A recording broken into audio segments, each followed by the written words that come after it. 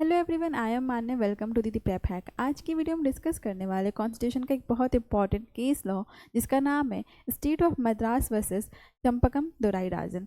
इस केस ने चैलेंज किया था फंडामेंटल राइट को। इस केस से फंडामेंटल राइट में फर्स्ट अमेंडमेंट हुआ था।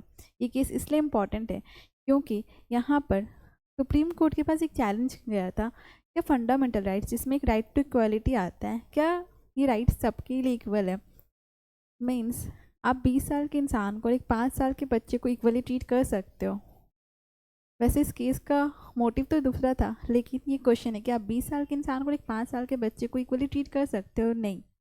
तो कुछ इसी टाइप का केस था, कुछ ऐसी सिचुएशन थे जिसने चैलेंज किया था सुप्रीम कोर्ट में। तो बात है 1951 में, जिसमें एक चंपकन दोराईराजन नाम की एक बहुत ब्रिलियंट स्टूडेंट रहती है। उस टाइम पे एक मैरिड वुमेन को पढ़ने के लिए परमिशन मिलना या उस टाइम पे पढ़ना बहुत एक चैलेंजिंग था। ये एक ब्रिलियंट स्टूडेंट रहती है जो मेडिकल का सपना दिखती है, जो डॉक्टर बनना चाहती है, बट इनके सपने में रुकावट आती है। कम्युनल जियो किया था उन्होंने, एक स्टेप लिया था जो वीकर सेक्शन के लोग हैं, जो SC ST से बिलोंग करते हैं, उन पर्सन को इक्वली ट्रीट करने के लिए वहाँ पर पढ़ाई लिखाई, एक इकोनॉमिक नॉलेज को ग्रो करने के लिए, प्रमोट करने के लिए उन्होंने कुछ रूल्स बनाया था। तो चंपकन दोराईराजन जब को जाती है एडमिशन के लिए तो उनको डिनाई कर दिया जाता है एडमिशन लेने से।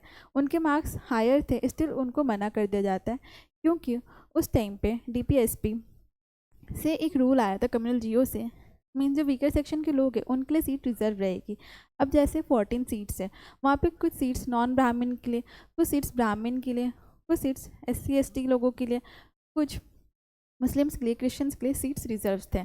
तो जैसे ब्राह्मण्स के लिए 2 सीट रिजर्व है, और अगर किसी स्टूडेंट ने, ब्राह्मण स्टूडेंट ने, जैसे चंपकन दोराईराजन एक ब्राह्मण थे, उनको सीट्स पहले से फुल हो गए तो उनको एडमिशन नहीं मिला, तो वो क्या करती है, वो हाई कोर्ट जाती है मद्रास में और वहाँ पे एक केस इशू कराती है कि उनका फंडामेंटल राइट वायलेट हो रहा है।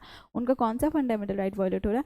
उनका फंडामेंटल राइट आर्टिकल 15 और आर्टिकल 29 वायलेट हो रहा है। आर्टिकल 15(1) में क्या बोला था? आर्टिकल 15(1) में ये बोला जाता है आप किसी भी पर्सन को उसके कास्ट के बेसिस पे, उसके रिलीजन के बेसिस पे, उसके जेंडर के बेसिस पे डिस्क्रिमिनेशन उसके साथ नहीं कर सकते हो, आप भेदभाव नहीं कर सकते हो।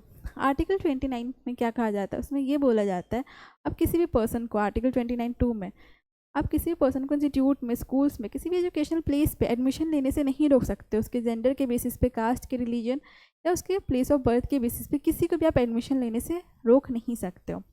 लेकिन यहाँ पर एक और था, आर्टिकल 46 DPSP, जो इनिशिएटिव लिया गया था वीकर सेक्शन के लोगों के लिए। तो यहाँ पे जो कम्युनल जियो थी, उन्होंने मेडिकल यूनिवर्सिटीज़ में, इंजीनियर कॉलेज में पहले से सीट रिजर्व करके रखे थे SC ST वाले लोगों के लिए। तो यहाँ पर मद्रास हाई कोर्ट ने तो ये बोला था कि नहीं, हम वीकर सेक्शन के लोग को प्रमोट कर रहे हैं, तो ये जो आर्टिकल है, आर्टिकल 46 अंडर DPSP, वो वैलिड है, ये जस्टिफाइड है, तो आपका जो राइट वायलेट हो रहा है उसको हम नहीं देख सकते। बाद में ये केस रेफर होकर गया था सुप्रीम कोर्ट। वहाँ पर सुप्रीम कोर्ट ने जब देखा कि हाँ, क्योंकि यहाँ पे एक फंडामेंटल राइट्स के बीच में और एक स्टेट ऑर्डर के बीच में कंपटीशन छिड़ गया था। मींस अगर स्टेट एक एक्शन ले रही है, एक इनिशिएटिव ले रही है वीकर सेक्शन के लोगों में पढ़ाई लिखाई को प्रमोट करने के लिए, एक इकोनॉमिक नॉलेज प्रमोट करने के लिए, तो क्या वो गलत है, क्या वो सही है? या जहाँ पर एक किसी का फंडामेंटल राइट वायलेट हो रहा है, अब एक पर्सन का फंडामेंटल राइट वायलेट हो रहा है, क्या वो इम्पॉर्टेंट है?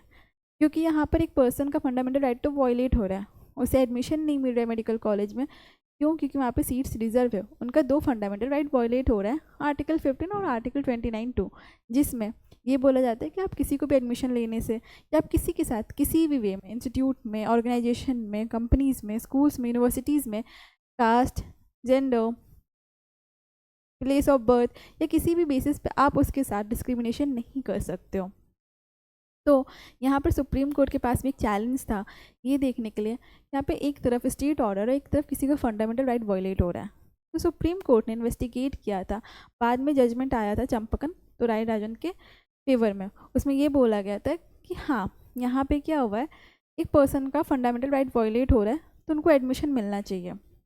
तो सुप्रीम कोर्ट ने ये जजमेंट पास किया था कि स्टेट ऑर्डर या किसी भी तरीके का लॉ फंडामेंटल राइट को ओवरराइड नहीं कर सकता। मींस अगर किसी का फंडामेंटल राइट वायलेट हो रहा है, तो अब जैसे हमारे फंडामेंटल राइट में आर्टिकल 13 आता है, आर्टिकल 13 में क्या बोला गया था कि उसमें दो बात की गई थी, एक प्री कॉन्स्टिट्यूशन, एक पोस्ट कॉन्स्टिट्यूशन। प्री कॉन्स्टिट्यूशन में ये बोला गया था कि अगर किसी भी पर्सन ऐसा लॉ आया है जिससे किसी भी पर्सन का फंडामेंटल राइट वायलेट हो रहा है, जो कॉन्स्टिट्यूशन बनने से पहले मीन्स 1950 से पहले बन चुका है, और उसमें किसी भी पर्सन का फंडामेंटल राइट वायलेट हो रहा है, तो उस लॉ को, उस एक्ट को वॉइड कर दिया जाएगा। और पोस्ट कॉन्स्टिट्यूशन मीन्स फ्यूचर में कोई भी ऐसा लॉ या ऐसा एक्ट नहीं बनाया जाएगा जो किसी के फंडामेंटल राइट को वॉयलेट करे। तो इस केस में क्या हुआ था, इस केस में स्टेट ने, भले ही एक अच्छे वेलफेयर के लिए इनिशिएटिव था, बट स्टेट ने एक ऐसा आर्टिकल बनाया था, आर्टिकल 46, जो किसी के फंडामेंटल राइट को वॉयलेट कर रहा था।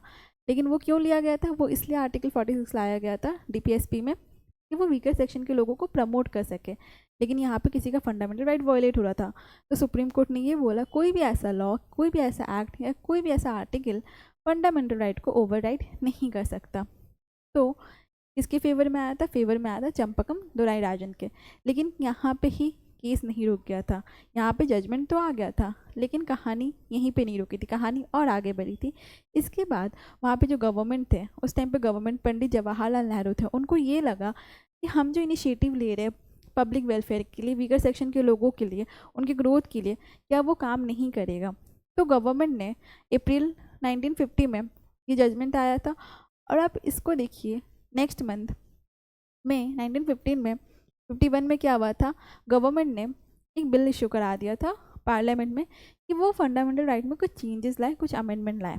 अमेंडमेंट ये लाए दैट वीकर सेक्शन के लोगों को भी पढ़ने लिखने का या उनको भी एजुकेशनल नॉलेज, इकोनॉमिकल नॉलेज को ग्रो किया जाए, जॉब्स में, स्कूल्स में, यूनिवर्सिटीज़ में उनको रिजर्वेशन मिले। उन्होंने एक बिल इशू कराया था पार्लियामेंट में। इस केस के जजमेंट के ठीक एक महीने बाद, मई में और जून में, ये बिल जो गया था पार्लियामेंट के पास, वो फोर्स में भी आ गया था।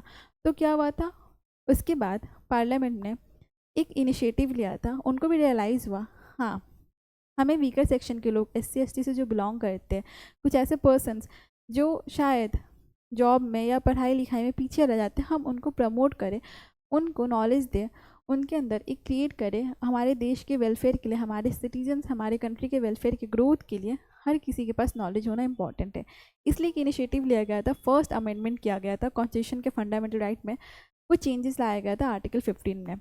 आर्टिकल 15 में ऐड किया गया था आर्टिकल 15 क्लॉज 4, जिसमें ये बोला गया था दैट स्टेट कोई भी ऐसा law means state form making any special provision for advancement of any special means state कोई भी प्रोविज़न या ऐसा एक्ट, ऐसा लॉ ला सकती है जो वीकर सेक्शन, जो SC ST से बिलोंग करते हैं, या कुछ ऐसे वीकर सेक्शन के लोग जिनको अपॉर्चुनिटीज़ नहीं मिलती है, उनको स्टेट ऐसा लॉ, ऐसा एक्ट ला सकती है जो उनके ग्रोथ के लिए, हमारी कंट्री के वेलफेयर के लिए काम कर सकती है। तो ये हुआ था फर्स्ट अमेंडमेंट कॉन्स्टिट्यूशन में, जहाँ पर आर्टिकल 15 क्लॉज 4 ऐड किया गया था, जिसमें एक इक्वालिटी तो है फंडामेंटल राइट में, अभी भी स्टिल इक्वालिटी फॉलो होती है, किसी के साथ भी आप डिस्क्रिमिनेशन नहीं कर सकते हो, लेकिन स्टेट के पास पावर है कि वो ऐसा प्रोविज़न ला सकती है जिससे वीकर सेक्शन के लोग, SC ST से जो बिलोंग करते हैं, उनके वेलफेयर और ग्रोथ के लिए, लाइक जॉब में हो सकता है, पब्लिक पोस्ट के लिए हो सकता है, स्कूल्स में एडमिशन के लिए हो सकता है, कॉलेज में एडमिशन के लिए हो सकता है, तो यहाँ पे डिस्क्रिमिनेशन नहीं होगा। ये एक पॉजिटिव डिस्क्रिमिनेशन है। अब पॉजिटिव डिस्क्रिमिनेशन क्या हो गया, अभी जैसे मैंने आपको शुरू में बोला था, अब 20 साल के इंसान कर 5 साल के बच्चों को इक्वली ट्रीट नहीं करते हो। जब आप एक बस में जाते हो या आप ट्रेन में ट्रैवल करते हो, आपके सामने कोई ओल्ड लेडी खड़ी होती है, तो आप क्या करते हो, आप उठ जाते हो और उस ओल्ड लेडी को अपनी सीट दे देते हो। कुछ लोग नहीं भी देते, कुछ लोग दे देते हैं। या आप रोड पे ट्रैवल कर रहे हो, रोड पे चल रहे हो, ठीक है, वहाँ पे कोई ओल्ड पर्सन है, वो चल रहा है, आप उनकी हेल्प कर देते हो रोड क्रॉस करने में। आप क्यों हेल्प करते हो, क्योंकि आपको लगता है आप एक इनिशिएटिव ले रहे हो। मैं ये नहीं बोल रही वो वीकर है, लेकिन डिस्क्रिमिनेशन, एक पॉजिटिव डिस्क्रिमिनेशन भी होना चाहिए। तो इस केस से एक पॉजिटिव डिस्क्रिमिनेशन आया था डैट हम हर किसी को इक्वली ट्रीट तो कर सकते हैं, पर एक पॉजिटिव डिस्क्रिमिनेशन भी रहना चाहिए, क्योंकि आप हर किसी को इक्वली ट्रीट नहीं कर सकते हो। इक्वली ट्रीट करने के लिए भी कुछ मैटर्स, लाइक स्कूल में क्या होता है, स्कूल में हर बच्चे को इक्वली ट्रीट की जाती है। स्कूल में जो यूनिफॉर्म पहन कर आते हैं, ड्रेस रखा जाता है, वो किस लिए, हर कोई इक्वल फील करे। ऑर्गेनाइजेशन में हर किसी को इक्वल फील करवाया जाता है। लेकिन अगर वहाँ पे कुछ स्पेशल काइंड के लोग हैं, तो उनको स्पेशल ट्रीटमेंट भी देना चाहिए। अब कोई ओल्ड एज के पर्सन है, उनको स्पेशल ट्रीटमेंट मिलता है, कोई बच्चा है या फिर कहीं लेडी है तो आप उनको, ऐसा कहीं लॉ में मेंशन नहीं है, बट आप क्या करते हो जब आप रोड पे चलते हो, बस में ट्रैवल करते हो, ट्रेन में ट्रैवल करते हो, आप खुद से उनको सीट ऑफ़र करते हो, आप उनको खुद से हेल्प ऑफ़र करते हो। तो इसी तरह जजमेंट ये आया था पार्लियामेंट में, अमेंडमेंट इसलिए किया था क्योंकि जो वीकर सेक्शन के लोग हैं, जो SC ST कास्ट को बिलोंग करते हैं, उनको रिजर्वेशन प्रोवाइड की जाए, जिससे उनके अंदर भी एक मोटिवेशन आए पढ़ने लिखने की, जॉब करने के लिए, जो हमारे ही कंट्री के, हमारे सिटीजन्स के वेलफेयर के लिए। क्योंकि अगर सब एक साथ ग्रो करेंगे तो हमारी कंट्री भी एक साथ ग्रो करेगी। आई होप आपको आज की वीडियो अच्छी लगी। अगर आपको कोई भी डाउट इस केस की रिगार्डिंग, तो आप नीचे कमेंट सेक्शन में कमेंट करके पूछ सकते हो। Thank you so much.